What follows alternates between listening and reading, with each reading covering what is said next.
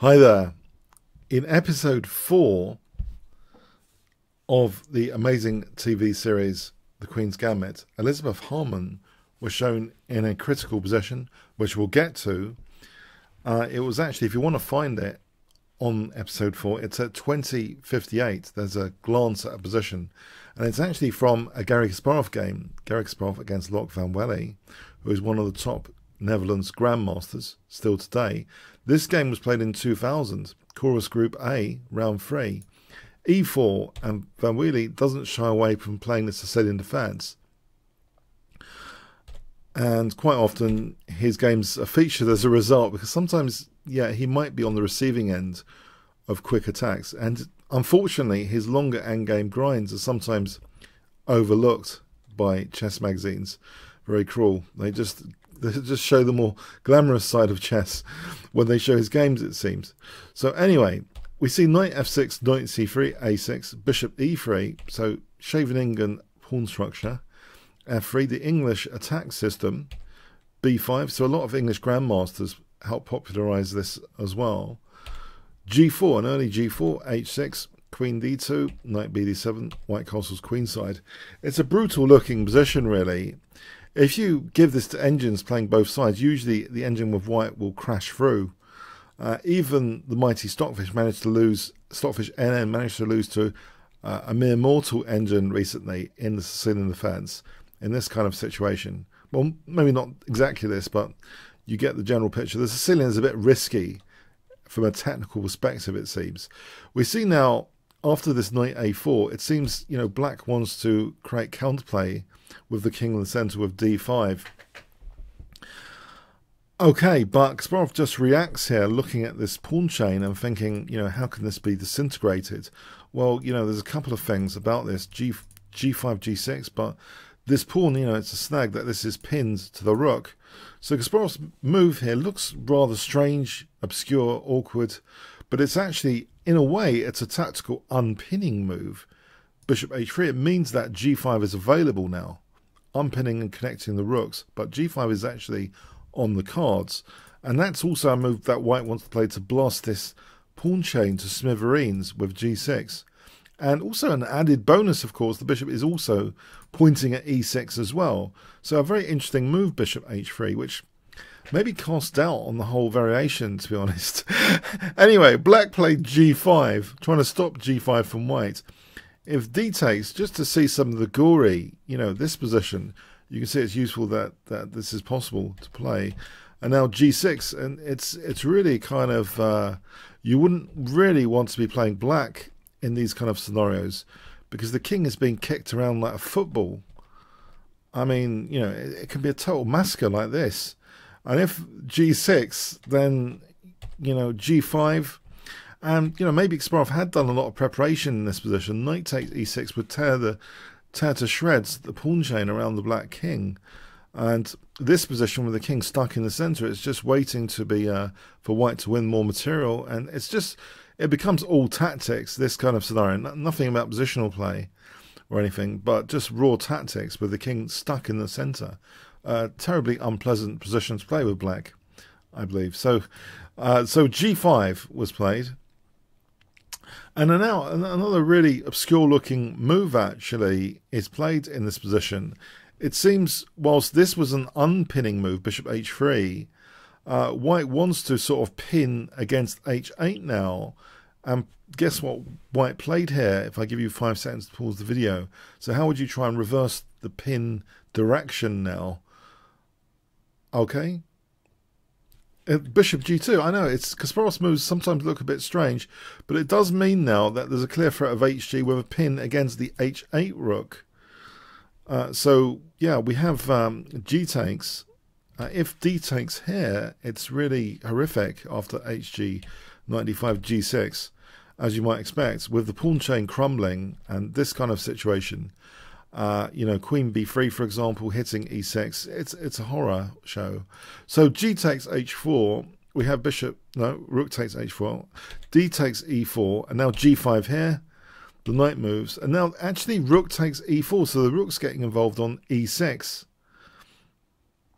Yes, very interesting stuff. HG is played.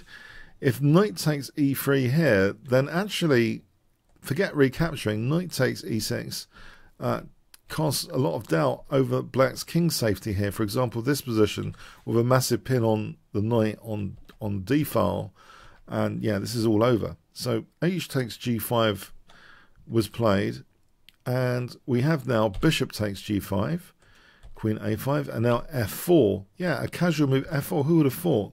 In the midst of all this, it does mean the rook is protected by the bishop now, and this incoming f5, the bishop stops castling queenside, and yeah, it seems as though, hold on a sec, what is happening with the black king safety here? So rook h2, I mean, this game is enough to make you want to play the French defense, maybe, if you see games like this. Or maybe that's going a bit too far. But anyway, knight takes e6. Maybe something more solid like the Berlin defense. You understand why grandmasters like the Berlin defense now in the Roy Lopez. The Berlin Wall variation. It's much safer than this. Just accept double pawns and have your king still healthy. Yeah, so knight takes e6 here, smashing through. King f7. I mean, here, if bishop e7, guess what white plays here? Check all checks. If I give you 5 seconds to pause the video. Okay. Yeah, I mean, rook takes e7 is just crashing through like this, for example. It's just, yeah, if that's the best black has, then that's not very good. So king f7 was played, and we have queen d3. Yeah, what a move, queen d3. Wow. So very, very tricky position indeed. And black decided maybe bishop g7 was the best defense. We have queen f5 check, king g8, and now just rook takes d5. This really crashes through, potentially on the 7th rank.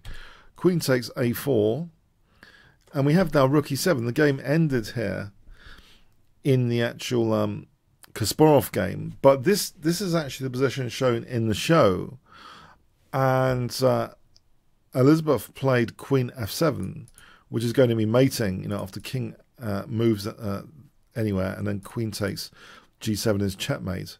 Just to show you that on the board, this will be like checkmate. So this was shown, but even in the Kasparov game, the reason why this is so crushing, even if you don't give white an extra move, is if rook f8, can you see what white plays here? If I give you 5 seconds to pause the video. White to play here.